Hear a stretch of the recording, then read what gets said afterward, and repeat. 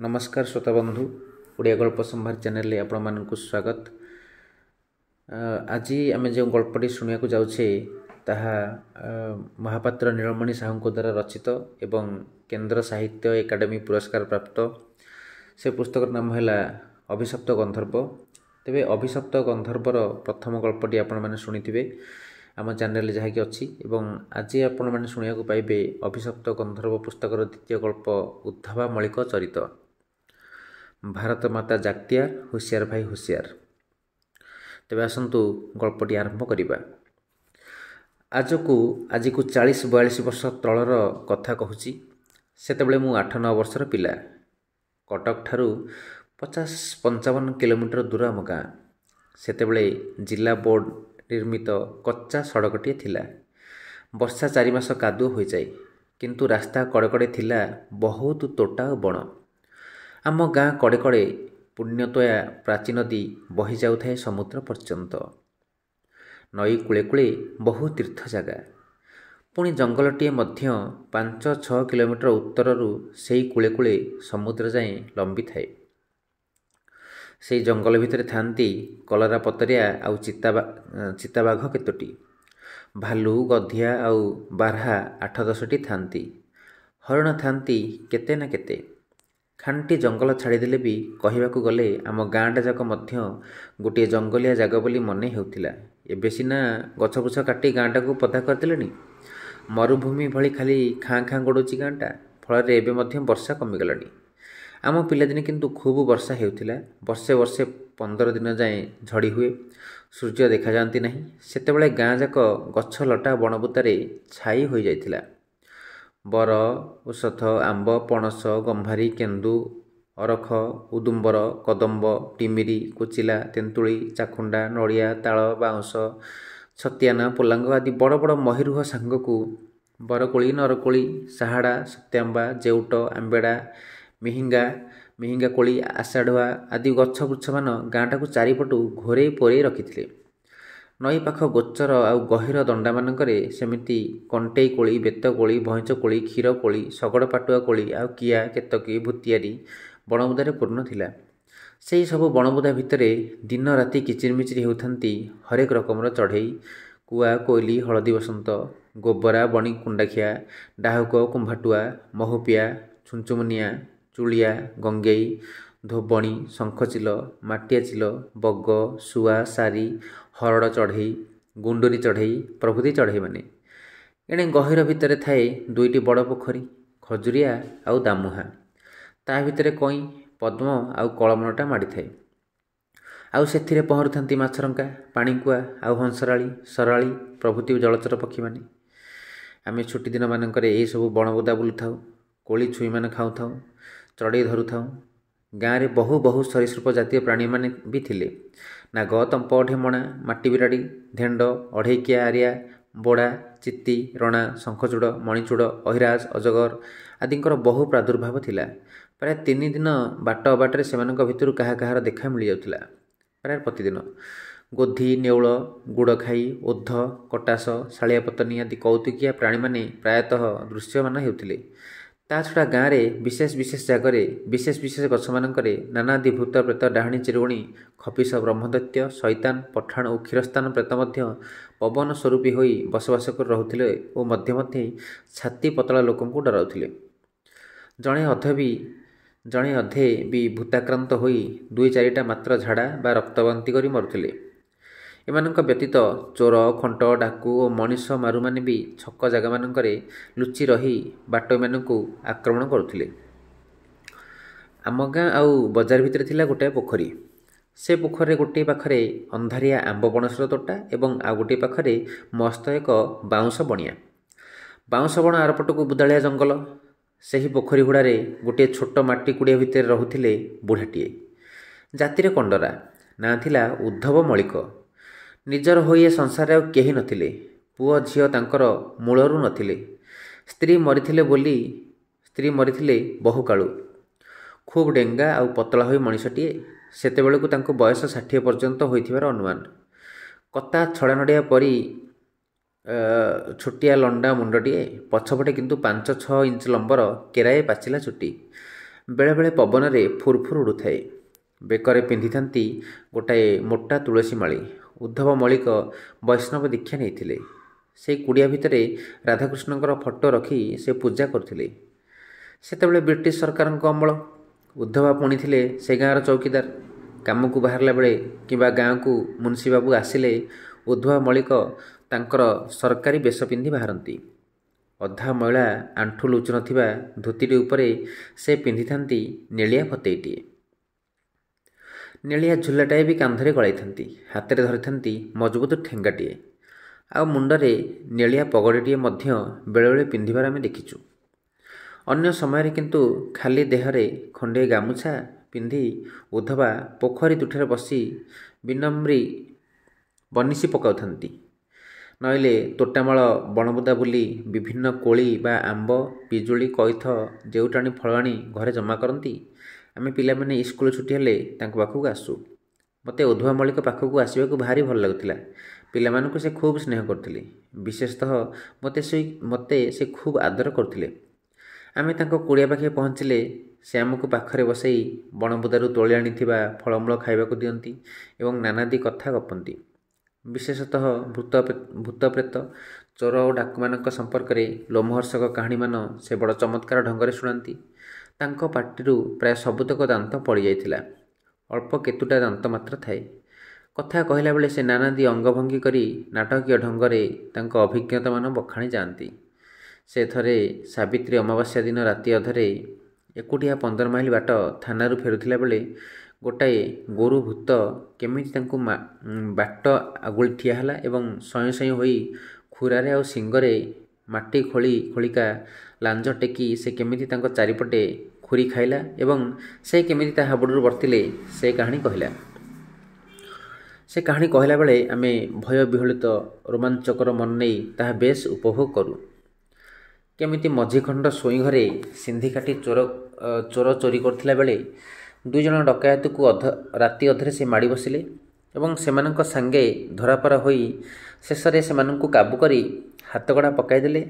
ପୁଣି ଶାସନ ବାରି ତଳେ ଗୁହ ବଣିଆରେ ପାହାନ୍ତା ପହରକୁ କେମିତି 4 ଜଣ ବ୍ରାହ୍ମଣୀ କଞ୍ଚା ଡାହାଣୀଙ୍କୁ ଲଙ୍ଗଳା ହୋଇ ଗୋଡ଼ମାନ ଉପରକୁ ଟେକି 2 ହାତରେ ଠିଆ ହୋଇ ପାଟିରେ ଗୁହ ଖାଉଥିବାର ଦେଖି ସେ ଲୁଚି ଲୁଚି ସେମାନଙ୍କୁ ଶାଢ଼ୀ ସବୁ ସାଉଁଟି ଆଣିଥିଲେ।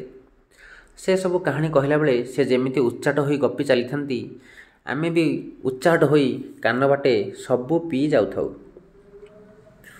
କିନ୍ତୁ ମୁଁ ଯେତେବେଳେ ଏକୁଟିଆ ଯାଏ ସେତେବେଳେ ଉଦ୍ଧବ ମଳିକ ମୋ ଆଗରେ ଏସବୁ କାହାଣୀ ଗପନ୍ତି ନାହିଁ। ଯଦିଓ ମୋର ସେହିସବୁ କାହାଣୀ ଶୁଣିବାକୁ ଖୁବ୍ ଆଗ୍ରହ ଥାଏ।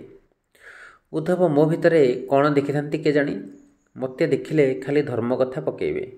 କୃଷ୍ଣ କେମିତି ପୁତନା ରାକ୍ଷସକୁ ମାରିଲେ, କେମିତି ବକାସୁରର 2 ଥଣ୍ଟକୁ ଧରି ତାକୁ 2 ଫାଳ କରି ଚିରିଦେଲେ, କେମିତି କାଳିଅ ନାଗକୁ ଦଳନ କଲେ, କେମିତି ଗୋବର୍ଦ୍ଧନ ପାହାଡ଼କୁ କାଣି ଆଙ୍ଗୁଠିରେ 7 ଦିନ କାଳ ଟେକି ଧରିଲେ, ଏସବୁ କଥା ସେ ଖୁବ୍ ହୃଦୟ ଦେଇ ଗପନ୍ତି। ମୋତେ ମଧ୍ୟ ସେସବୁ ଶୁଣିବାକୁ ଖୁବ୍ ଭଲ ଲାଗେ। ଶ୍ରୀକୃଷ୍ଣ ସ୍ୱୟଂ ଭଗବାନ ବୋଲି ଯେତେ ଲୋକ ପିଲାଦିନେ ମୋ ଭିତରେ ପ୍ରତ୍ୟୟ ସୃଷ୍ଟି କରିଥିଲେ, ତା ଭିତରେ ଉଦ୍ଧବ ମଳିକ ପ୍ରଧାନ ବୋଲି କହିବାକୁ ମୋର ଦ୍ୱିଧା ନାହିଁ। ଅବଶ୍ୟ ଆମ ଗାଁ ପାଖ ଟୋଲା ଗୋପୀନାଥପୁର ନିବାସୀ ବୈଷ୍ଣବ ପ୍ରବର ଭାଇଗି ମିଶ୍ରଙ୍କ ଅବଦାନ ମଧ୍ୟ ଏ ଦିଗରେ କିଛି କମ୍ ନୁହେଁ। କିମ୍ବା ବାଉରୀ ସାହିର ବୈଷ୍ଣବ ପ୍ରବର ଭଜନୀ ଦାସଙ୍କର ଅବଦାନ ମଧ୍ୟ କିଛି କମ୍ ନୁହେଁ। ସେମିତି ଆମ ଗାଁର ତତ୍କାଳୀନ ବୁଢ଼ା ଦଫାଦାର ସାଧୁନାୟକ ଓରଫ ସାଧୁ ଦଫାଦାର ମଧ୍ୟ ମୋତେ କୃଷ୍ଣଙ୍କ ପ୍ରତି ଉଦ୍ବୁଦ୍ଧ କରାଇଥିଲେ। ସେମିତି ବାରିକ ସାହିର ନୃସିଂହ ବାରିକ ବୁଢ଼ାଙ୍କର ସଂକୀର୍ତ୍ତନ ବେଳେ ଓ ରାସ ଉତ୍ସବ ବେଳେ ହା କୃଷ୍ଣ ବୋଲି ଚିତ୍କାର କରି ଛାତି ବାଡ଼େଇ ମୂର୍ଚ୍ଛା ଯାଇ ତଳେ କଚାଡ଼ି ପଡ଼ିବାର ଅଲୌକିତ ଦୃଶ୍ୟ ମଧ୍ୟ ମୋତେ କୃଷ୍ଣଙ୍କ ପ୍ରତି ବହୁବାର ଆକୃଷ୍ଟ କରିଛି। ମୋ ବାପାଙ୍କର ସଙ୍ଗାତ ଲୋକନାଥ ମହାପାତ୍ର ଏବଂ ଦୀନବନ୍ଧୁ ସାହୁଙ୍କର କୃଷ୍ଣ ଓ ଯଶୋଦା ସାଜି କୀର୍ତ୍ତନ କରୁ କରୁ କାନ୍ଦିବା ଦୃଶ୍ୟ ମୋର ହୃଦୟକୁ ବହୁବାର ବିଚଳିତ କରିଛି। ଏମିତି ସେ ସମ୍ପର୍କୀୟ ବହୁ କଥା ମୁଁ ବାରାନ୍ତରେ ବର୍ଣ୍ଣନା କରିବି। ବର୍ତ୍ତମାନ ଉଦ୍ଧବ ମଳିକ କଥା କହିସାରେ।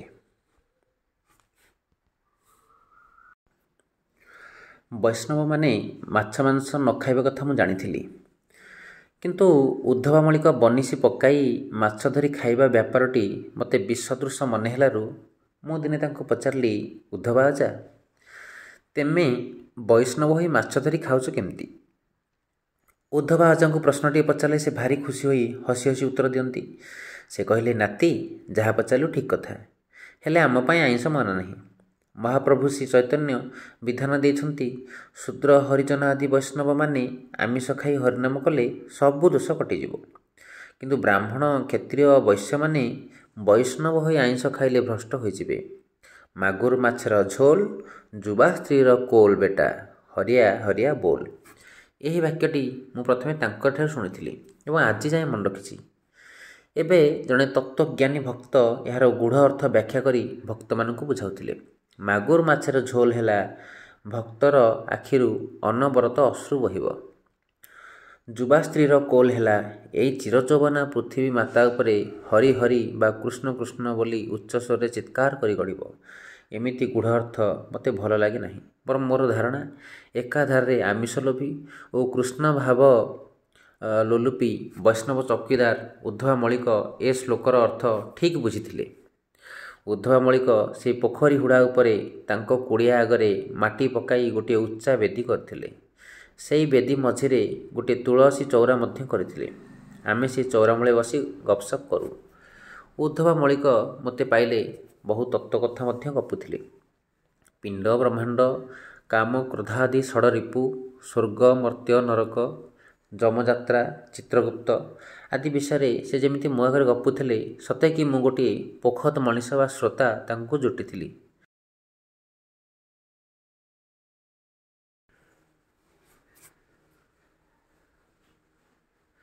ମୁଁ ମଧ୍ୟ 8-9 ବର୍ଷ ବୟସ ବେଳକୁ ସତକୁ ସତ ଖୁବ୍ ପୋଖତ ହୋଇଯାଇଥିଲି। ମୋତେ ଲାଗୁଥିଲା ସତେ କି ମୁଁ ସବୁ ତତ୍ତ୍ୱ ଠିକ୍ ଠିକ୍ ବୁଝିଯାଉଛି। କହିବା ବାହୁଲ୍ୟ, ଶାନ୍ତନୁ ଆଚାର୍ଯ୍ୟଙ୍କ ନରକିନ୍ନର ଉପନ୍ୟାସର ନାୟକ ଜର୍ଜ ପରି ମୁଁ ଆବାଲ୍ୟରୁ ବହୁ ଗୁରୁଙ୍କ ପାଖରୁ କୌତୂହଳରେ ଟାଣି ହୋଇଯାଇଛି ଗୁରୁଙ୍କ ପାଖକୁ ଏବଂ ସେହିସବୁ ମାନନୀୟ ଗୁରୁବୃନ୍ଦ ମୋତେ ଦେଖିଲା କ୍ଷଣି ପାଇଯାଇଛନ୍ତି। ମୋର ଯାହା ମନେ ପଡ଼ୁଛି, ଉଦ୍ଧବ ମଳିକ ଥିଲେ ନିରକ୍ଷର, କିନ୍ତୁ ସେ ଏତେ ଜ୍ଞାନ କେମିତି ଅର୍ଜନ କଲେ? ବହୁ କୀର୍ତ୍ତନ ଆଉ ଭଜନ ମଧ୍ୟ ତାଙ୍କର କଣ୍ଠସ୍ଥ ଥିଲା। ତାଙ୍କର ଗୋଟିଏ ପ୍ରିୟ ସଙ୍ଗୀତ ହେଲା, ବଡ଼ ବିଚିତ୍ର ଜଣେ ସେ ନନ୍ଦରାଜର ଟିକି ପିଲାଟି, ଟିକି ପିଲା ବୋଲି ଯାହାକୁ କହୁଛ, ସେ ତ ଚିରି ପକାଇଲା ବକାର ପାଟି। ଏତକ ବୋଲିବା ମାତ୍ରେ ସେ କିରିକିରି ହୋଇ ପାକୁଆ ପାଟିରେ ହସି ହସି ଗଡ଼ି ଯାଉଥିଲେ। ମାତ୍ର ମୁଁ ତାଙ୍କର ହସିବା କାରଣ ବୁଝିପାରୁନଥାଏ। ସେ ହସି ହସି କହୁଥାନ୍ତି, କି ଓ ଟିକି ପିଲା କ'ଣ? ଆମେ ବୁଝିବାକୁ ସିନା ଟିକି ପିଲାଟା, ହେଲେ ସେ ପରା ସ୍ୱୟଂ ଭଗବାନୀ। ଆମକୁ ବଗ ଚଢ଼େଇଟେ ଯାହା, ତାଙ୍କୁ ବକାସୁର ସେୟା, ନା ଆଉ କ'ଣ? ବିଚିତ୍ର ନୁହଁ ନାତି? କହିଲୁ ଦେଖି, ତୁ ତ ପାଠ ପଢ଼ୁଛୁ। ତାଙ୍କ କଥାରୁ ମୁଁ ଅର୍ଥଟା ବୁଝେ, କିନ୍ତୁ ହସିବା କାରଣଟା ତଥାପି ଧରିପାରେ ନାହିଁ। ଦିନେ ଦିନେ ପୋଖରୀ ବନ୍ଧ ଉପରେ ସେଇ ତୁଳସୀ ଚଉରା ବେଦୀ ଉପରେ ବସି ସେ ବନିଶୀ ପକାଉଥିବେ, କଥା ମଧ୍ୟ ଗପୁଥିବେ। ଦିନେ ମୁଁ ପଚାରିଦେଲି, ଅଜା, ରାତିରେ ଗାଁ ଗାଁ ବୁଲୁଛ ଏକୁଟିଆ, ତୁମକୁ ଡର ଲାଗେ ନାହିଁ? ସେ ହସି ହସି କହିଲେ, ମୋତେ ଡର ଲାଗେ ନାହିଁ। ତା ଛଡ଼ା ଆମେ ତ ଏକୁଟିଆ ନୁହଁ, ଆମ ପାଖେ ପାଖେ ଭାରତ ମାତା ଥାଆନ୍ତି। ସେଥିପାଇଁ ଭୂତ ପ୍ରେତ ଡାହାଣୀ ଚିରୁଗୁଣି ଆମର କିଛି କରିପାରିବେ ନାହିଁ।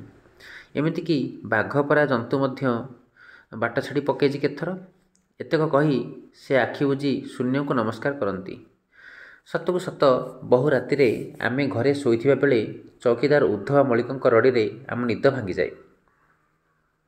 ସେ ଗାଁର ଆରମ୍ଭ, ମଝି ଆଉ ଶେଷ ମୁଣ୍ଡରେ ଠିଆ ହୋଇ ତିନି ଥର ରଡ଼ି ଛାଡ଼ନ୍ତି, ଭାରତ ମାତା ଜାଗତିୟାର, ହୁସିଆର ହୁସିଆର ଭାଇ ହୁସିଆର।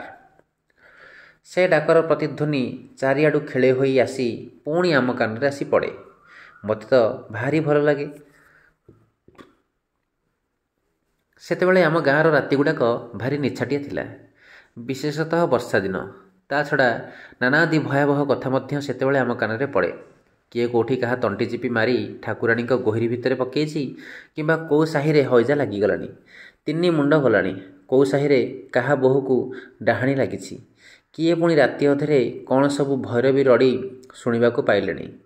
ଏଣେ ଏସବୁ ସାଙ୍ଗକୁ ବାଡ଼ି ତେନ୍ତୁଳି ଗଛ ସନ୍ଧିରେ ବସି ପେଚାଟାଏ ହୁଟ୍ ହୁଟ୍ କରି ବୋବାଇ ଲାଗିଥିବ, କିମ୍ବା ବାଡ଼ିତଳ ବିଲରୁ ଅଣ୍ଡିରା ବିଲୁଆଟାଏ ଲାଗେ ଲାଗେ କରି 3 ଥର ବୋବାଳି ଛାଡ଼ି ଚୁପ୍ ରହିଯିବ। ଓଃ, ଭୟରେ ଛାତି ଥରିଯାଏ।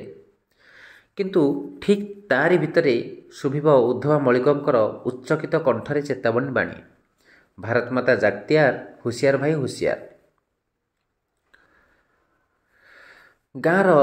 ଗାଁ ରାତିର ସବୁ ଭୟାବହ ଶବ୍ଦକୁ ଚାପି ଦେଇ ସେହି ଡାକ ଆମ ମନରେ ପ୍ରତ୍ୟୟ ଜନ୍ମାଏ। ଭାରତ ମାତା ଜଣେ ବ୍ୟକ୍ତିବାଚକ ବିଶେଷ୍ୟ ପଦ କି ଭାବବାଚକ ବିଶେଷ୍ୟ ପଦ, ସେ କଥା ନ ବୁଝିଥିଲେ ବି ମନ ଭିତରେ ଏକ କଳ୍ପିତ ଭାରତ ମାତାର ଅଭୟଦାୟିନୀ ଭାବରୂପ ଆପଣା ଛାଏଁ ଆଙ୍କି ହୋଇଯାଏ ଏବଂ ଉଦ୍ଧବ ମଳିକଙ୍କ କଣ୍ଠସ୍ୱର ଭିତରୁ ତାଙ୍କର ଅଭୟ ମହିମା ହୃଦୟକୁ ଖୁବ୍ ପତିଆରରେ ପୂର୍ଣ୍ଣ କରି ଦିଏ। ଆଗରୁ କହିଛି ଯେ ସେତେବେଳେ ବ୍ରିଟିଶ ରାଜତ୍ୱ କାଳ। ମହାମହିମ ସମ୍ରାଟ ପଞ୍ଚମ ଜର୍ଜଙ୍କର ରୌପ୍ୟ ଜୁବିଲି ଉତ୍ସବ ପାଳିତ ହୋଇସାରିଥାଏ। ଆମେ ସ୍କୁଲ ପିଲାମାନେ ବ୍ରିଟିଶ ୟୁନିୟନ ଜ୍ୟାକ୍ ଧରି ଭକ୍ତକବି ମଧୁସୂଦନ ରାଓଙ୍କର ଗୀତଟିଏ ଗାଇ ଗାଇ ପ୍ରୋସେସନ୍ କରି ସାହି ସାହି ବୁଲୁଥାଉ ଏବଂ ମିଠେଇ ଖାଉଥାଉ। ମୋର ସେ ଗୀତଟି ମନେ ଅଛି। ସେଇଟି ହେଲା, ଗାଓ ସର୍ବେ ହର୍ଷ ଭରେ ବାଜୁବାଦ୍ୟ ବାଜରେ, ପୁରୁଷ ଉତ୍ତମ ଶ୍ରୀଜର୍ଜ ପଞ୍ଚମ ଆଜି ରାଜ ରାଜରେ। କିନ୍ତୁ ସେ ସମୟରେ ବେଳେବେଳେ କଂଗ୍ରେସୀ ନେତାମାନେ ଆମ ଗାଁକୁ ଆସି ସଭା କରନ୍ତି। ବ୍ରିଟିଶ ସରକାର ଆମ ଭାରତୀୟଙ୍କ ଉପରେ କି ଅତ୍ୟାଚାର କେଉଁଠି ସବୁ କରିଛନ୍ତି ତାହା ଅତି ଆବେଗପୂର୍ଣ୍ଣ କଣ୍ଠରେ ବର୍ଣ୍ଣନା କରି ବକ୍ତୃତାମାନ ଦେଉଥାନ୍ତି। ଭାରତ ସ୍ୱାଧୀନତା ପାଇବ, ବ୍ରିଟିଶ ସରକାର ଗୋଟିଏ ଅତ୍ୟାଚାରୀ ବିଦେଶୀ ସରକାର ଏବଂ ଶୀଘ୍ର ସେମାନଙ୍କୁ ଭାରତ ଛାଡ଼ି ନିଜ ଦେଶକୁ ଫେରିଯିବାକୁ ହେବ, ଏସବୁ କଥା ମୁଁ ଶୁଣୁଥାଏ। ସେହିସବୁ ସଭାମାନଙ୍କରେ ମୁଁ ମୋର ସାଙ୍ଗମାନଙ୍କୁ ଧରି ଯୋଗ ଦିଏ ଏବଂ ସେଇଠୁ ମୁଁ ପ୍ରଥମ କରି ଗାନ୍ଧୀ ନେହେରୁଙ୍କ ନାମ ଶୁଣିଲି। ସେସବୁ ସଭାରେ ମଧ୍ୟ ଗାନ୍ଧୀଙ୍କର ଛୋଟ ଛୋଟ ଫଟୋ ବିକ୍ରି ହୁଏ ଏବଂ ଆଉ ଗୋଟିଏ ଛବି ବିକ୍ରି ହେଉଥିବାର ମୁଁ ଲକ୍ଷ୍ୟ କରିଥିଲି। ତାହା ହେଉଛି ଆମ ଦୁର୍ଗାଙ୍କ ଚିତ୍ର ଭଳି ଗୋଟିଏ ଦେବୀ ମୂର୍ତ୍ତି। ଭାରତର ମାନଚିତ୍ର ପୃଷ୍ଠଭୂମିରେ ସିଂହ ଉପରେ ସିଧା ବସି ରହିଛନ୍ତି ଏବଂ ତାଙ୍କର ପାଦ ତଳେ ବାମ ଜାନୁକୁ ବଙ୍କାଇ ମହାତ୍ମା ଗାନ୍ଧୀ ବସିଛନ୍ତି। ଏ ଫଟୋ ସେତେବେଳେ ଭାରି ଲୋକପ୍ରିୟ ହୋଇଥିଲା। ମୋ ହୃଦୟରେ ଆପଣା ଛାଏଁ ଅଙ୍କିତ ଭାରତ ମାତା ମୂର୍ତ୍ତି ସଙ୍ଗେ ସେ ଛବି ପ୍ରାୟତଃ ମିଳିଯାଉଥିଲା। ମହାତ୍ମା ଗାନ୍ଧୀଙ୍କୁ ମୁଁ ସେହି ଛବିରୁ ହିଁ ପ୍ରଥମେ ଦେଖିଲି। ଉଦ୍ଧବ ମଳିକଙ୍କ ମୁହଁ ସଙ୍ଗେ ସେ ମୁହଁର କିଛି କିଛି ସାମଞ୍ଜସ୍ୟ ଥିଲା ଭଳି ମୋର ବୋଧ ହେଉଥିଲା। ଗାନ୍ଧୀଜୀଙ୍କର ଫଟୋ ମୋତେ ଖୁବ୍ ଆକୃଷ୍ଟ କରୁଥିଲା। ତାଙ୍କ ସମ୍ବନ୍ଧରେ ମୁଁ କିଛି ନ ଜାଣିଥିଲେ ବି ମୋତେ ସେ ଛବି ଖୁବ୍ ଆପଣାର ନିଜର ଲୋକ ବୋଲି ବୋଧ ହେଉଥିଲା। ମୁଁ କେବଳ ଏତିକି ଜାଣିଥିଲି ଯେ ସେ ଆମର ନେତା ଓ ସେ ବ୍ରିଟିଶ ସରକାର ସଙ୍ଗେ ଲଢ଼େଇ କରୁଛନ୍ତି। ସେ ଲଢ଼େଇ ହେଉଛି ଅହିଂସା ବଳରେ ଏବଂ ତାକୁ ସତ୍ୟାଗ୍ରହ କୁହାଯାଉଛି। ଆମ ଗାଁର ଗଞ୍ଜେଇ ଅଫିମ ଦୋକାନ ଆଗରେ କେତେକ କଂଗ୍ରେସ କର୍ମୀ ସତ୍ୟାଗ୍ରହ କରୁଥିବାର ମଧ୍ୟ ମୁଁ ଦେଖିଥିଲି। ଗଞ୍ଜେଇ କିମ୍ବା ଅଫିମ କିଣି ଖାଇବାକୁ ଆସୁଥିବା ଲୋକଙ୍କ ଆଗରେ ସେମାନେ ଭୂଇଁ ଉପରେ ଲମ୍ବ ହୋଇ ଶୋଇଯାଉଥିଲେ ଏବଂ ସେମାନଙ୍କୁ ଏହିସବୁ ମାଦକ ଦ୍ରବ୍ୟ ନ ଖାଇବାକୁ ବୁଝାଉଥିଲେ। ଆମ ଗାଁରେ ଯେତେଥର କଂଗ୍ରେସ ସଭା ହୁଏ ମୁଁ ଦେଖିଛି ଉଦ୍ଧବ ମଳିକ ଚୌକିଦାର ହିସାବରେ ତାଙ୍କର ନେଳିଆ ପୋଷାକ ପିନ୍ଧି ଠେଙ୍ଗାଟିଏ ଧରି ସଭାଠାରୁ ସାମାନ୍ୟ ଦୂରରେ ଠିଆ ହୋଇ ସବୁ ଶୁଣୁଥାନ୍ତି ଏବଂ ଗାଁର ଦଫାଦାର ବୀରବର ମିଶ୍ର ମଧ୍ୟ ସଭା ଚାରିପଟେ ପଇଁତରା ମାରୁଥାନ୍ତି। ବ୍ରିଟିଶ ସରକାର ବିରୋଧରେ ସଭା ସମିତି ହେଲେ ସରକାରୀ ନୌକର ହିସାବରେ ଏମାନଙ୍କର ଜଗି ରହିବା ବିଧି। ମୋର ଏସବୁ ବିଷୟ ଜାଣିବା ପାଇଁ ବହୁତ କୌତୂହଳ ଥାଏ, କିନ୍ତୁ ମୋତେ ଏ ସମ୍ବନ୍ଧେ କେହି କିଛି କହିବା ଲାଗି ଆମ ଗାଁରେ ଲୋକ ନଥାନ୍ତି। ଆମ ଗାଁ ସ୍କୁଲରେ ମଧ୍ୟ ଶିକ୍ଷକମାନେ ଗାନ୍ଧୀଜୀଙ୍କ ବିଷୟରେ କେହି କିଛି ଆମକୁ କହୁନଥାନ୍ତି। ଥରେ ମୁଁ ଜଣେ ଶିକ୍ଷକଙ୍କୁ ପଚାରିଲି, ସାର୍, ଗାନ୍ଧୀ କିଏ? ସେ ମୋତେ ଚୁପ୍ କରିଦେଲେ। କହିଲେ, ତୁ ପିଲା ଲୋକ, ସେଥିରୁ ତୁ କ'ଣ ପାଇବୁ? ତୋ କାମ ତୁ କର। ସେତେବେଳେ ଆମ ଗାଁ ପାଖ ବାହାରଣା ଗାଁର ସ୍ୱନାମଧନ୍ୟ କଂଗ୍ରେସ ନେତା ସ୍ୱର୍ଗତ ନୀଳମଣି ପ୍ରଧାନ ଖୁବ୍ ଜନପ୍ରିୟ ମଣିଷ ଥିଲେ। ସେ ସତ୍ୟାଗ୍ରହୀ ଓ ଅସହଯୋଗୀ ନେତା ଥିଲେ। ଜେଲ୍ ଯାଇଥିଲେ, ପୋଲିସଠାରୁ ମାଡ଼ ଖାଇଥିଲେ ଏବଂ ପରେ ଜିଲ୍ଲା ବୋର୍ଡ଼ ଚେୟାରମ୍ୟାନ୍ ହେଲେ ଏବଂ MLA ମଧ୍ୟ ହୋଇଥିଲେ। ମନ୍ତ୍ରୀ ପଦ ତାଙ୍କୁ ଜୁଟି ନାହିଁ, କିନ୍ତୁ ଯେକୌଣସି ମନ୍ତ୍ରୀଙ୍କଠାରୁ ଲୋକେ ତାଙ୍କୁ ଖୁବ୍ ଶ୍ରଦ୍ଧା ଭକ୍ତି ଦେଖାଉଥିଲେ। ସେ ଆମ ଅଞ୍ଚଳକୁ ସ୍ୱାଧୀନତାର ଆଲୋକ ଆଣିଥିଲେ। ଏପରିକି ସେ ଆମ ଅଞ୍ଚଳକୁ ସଂସ୍କୃତି ସଚେତନ ମଧ୍ୟ କରାଇଥିଲେ। ମୋ ନାମ ସଙ୍ଗେ ତାଙ୍କ ନାମ ମିଳିଯାଇଥିବାରୁ ପ୍ରଥମେ ମୁଁ ତାଙ୍କୁ ଭାରି ଭଲ ପାଇଯାଇଥିଲି ଏବଂ ପରେ ତାଙ୍କୁ ଦେଖିବା ଲାଗି ମୁଁ ଭାରି ବ୍ୟାକୁଳ ହୋଇପଡ଼ୁଥିଲି। ଅଧା ମଇଳା ଖଦଡ଼ ପଞ୍ଜାବୀ ଆଉ ଧୋତି ଭିତରେ ଗେଡ଼ା ମଣିଷଟିଏ, ଆଖିରେ ଚଷମା, ଓଠ ଦୁଇଟି ଖୁବ୍ ମୋଟା, କିନ୍ତୁ ସେ ଓଠ ଦୁଇଟି ନିର୍ଭୀକ ବାକ୍ୟ କହିବା ଲାଗି ସଦା ପ୍ରସ୍ତୁତ ଥିଲେ। ତାଙ୍କର ଆଖି ଦୁଇଟି ଖୁବ୍ ଉଜ୍ଜ୍ୱଳ ଓ ସ୍ନେହପୂର୍ଣ୍ଣ ଥିଲା। ସେ ଆସିଲେ ତାଙ୍କୁ ବହୁ ଲୋକ ଘେରି ଯାଉଥିଲେ। ମୁଁ ସମସ୍ତଙ୍କ ପଛରେ ରହି ତାଙ୍କୁ ଦେଖୁଥିଲି ଓ ତାଙ୍କ କଥା ଶୁଣୁଥିଲି। ତାଙ୍କୁ ଦେଖିଲେ ମୋର ଶ୍ରଦ୍ଧା, ଭକ୍ତି ଓ ପ୍ରତ୍ୟୟ ଆପଣା ଛାଏଁ ଆସୁଥିଲା। ତାଙ୍କ କଥା ପରେ କହିବି।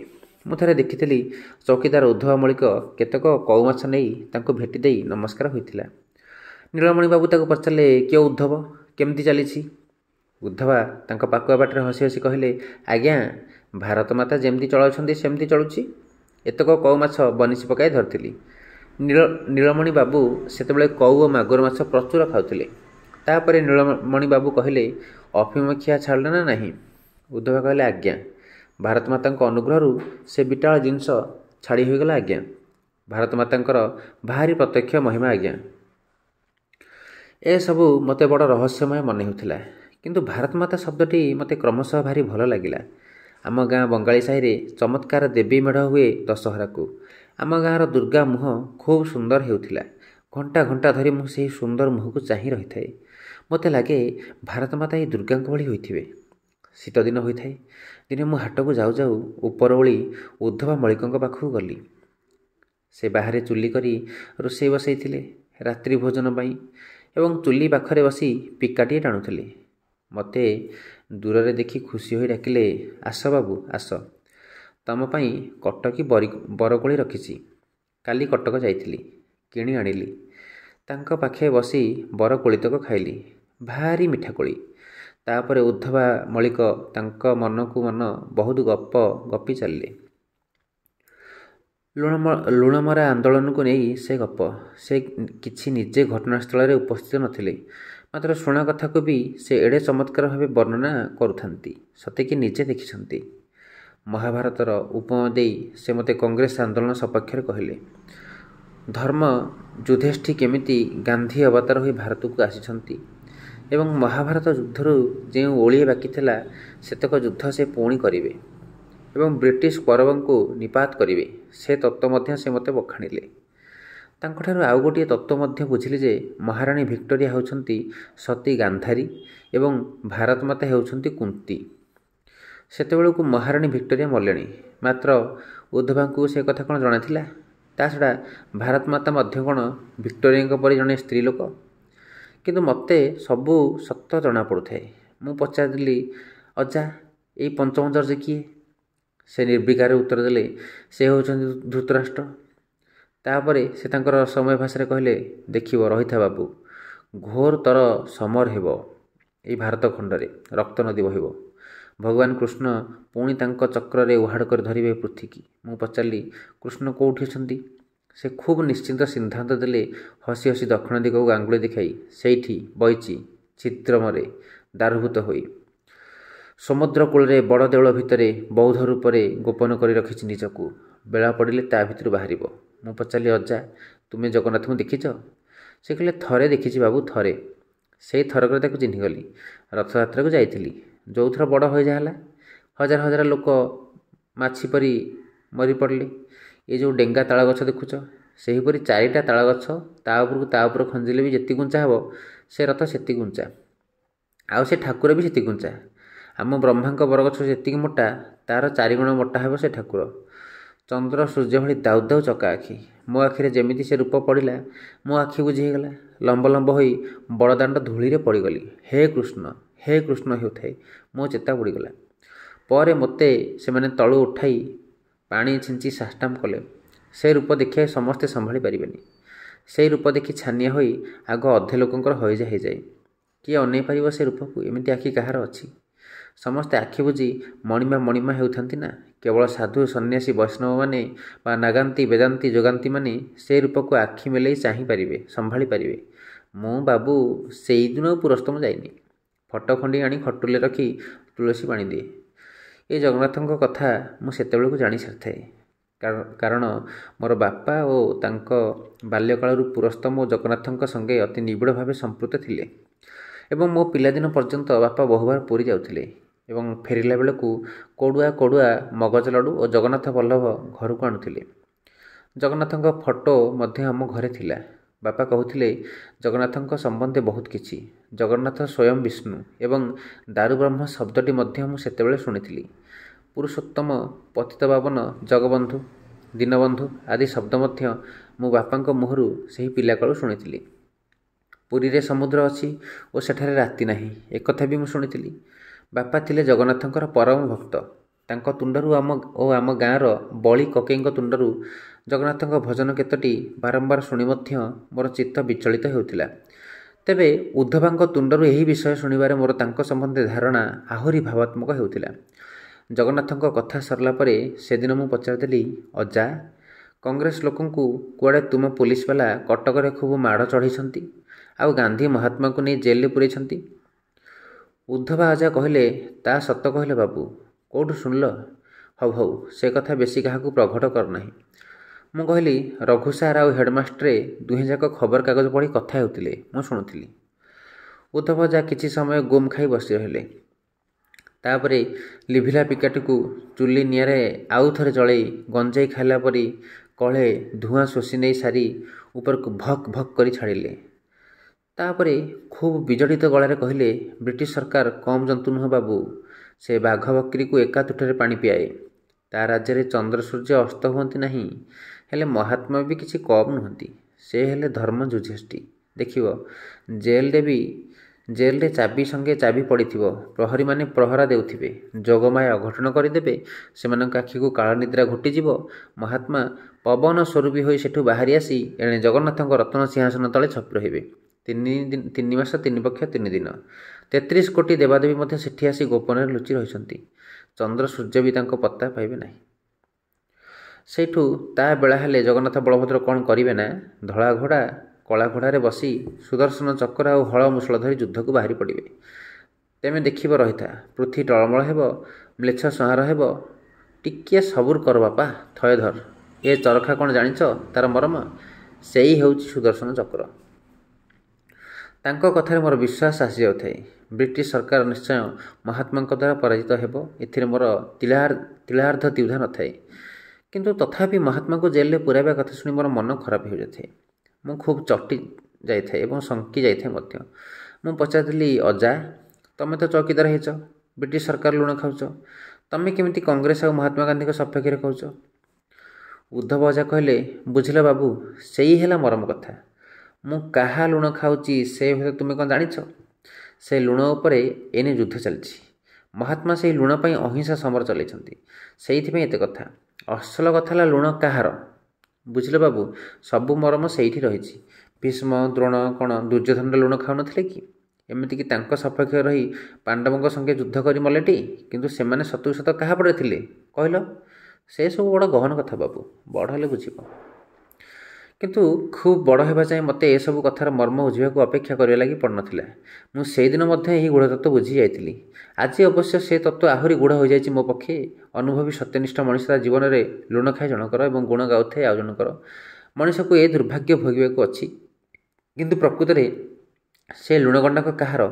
ବେଳେବେଳେ ଯାହାଠାରୁ ଆମେ ଲୁଣ ଖାଉଥାଉ ସେ ଲୁଣ ତାହାର ନ ହୋଇଥାଇପାରେ। ଉଦ୍ଧବ ମଳିକ ବହୁ ବର୍ଷ ଯାଏ ବଞ୍ଚିଥିଲେ। ଭାରତ ସ୍ୱାଧୀନ ହେଲା ବେଳକୁ ସେ ଚୌକିଦାରୀ ଦାୟିତ୍ୱରୁ ଅବସର ନେଇ ସାରିଥିଲେ। ଏପରିକି ନାଥୁରାମଙ୍କ ଗୁଳିଚୋଟରେ ମହାତ୍ମା ଗାନ୍ଧୀଙ୍କ ମୃତ୍ୟୁ ପର୍ଯ୍ୟନ୍ତ ବି ସେ ବଞ୍ଚି ରହିଥିଲେ। କିନ୍ତୁ ସେତେବେଳେ ମୁଁ ବଡ଼ ହୋଇଗଲିଣି, କଲେଜରେ ପାଠ ପଢ଼ିଲିଣି। ମୋର ଆଉ ଉଦ୍ଧବ ମଳିକଙ୍କ ସଙ୍ଗେ ଯୋଗାଯୋଗ ନଥିଲା। ତେବେ ଗାଁକୁ ଗଲେ ଥରେ ଦେଖିଛି ତାଙ୍କୁ। ସେଇ ପୋଖରୀ ବନ୍ଧର କୁଡ଼ିଆ ପାଖ ତୁଳସୀ ଚଉରା ଉପରେ ଘୋରି ଘାରି ହୋଇ ବସି ରହିଥାନ୍ତି ସେ। ଚୁପଚାପ ବେଳେବେଳେ ଖୁଁ ଖୁଁ କାଶୁଥିବେ।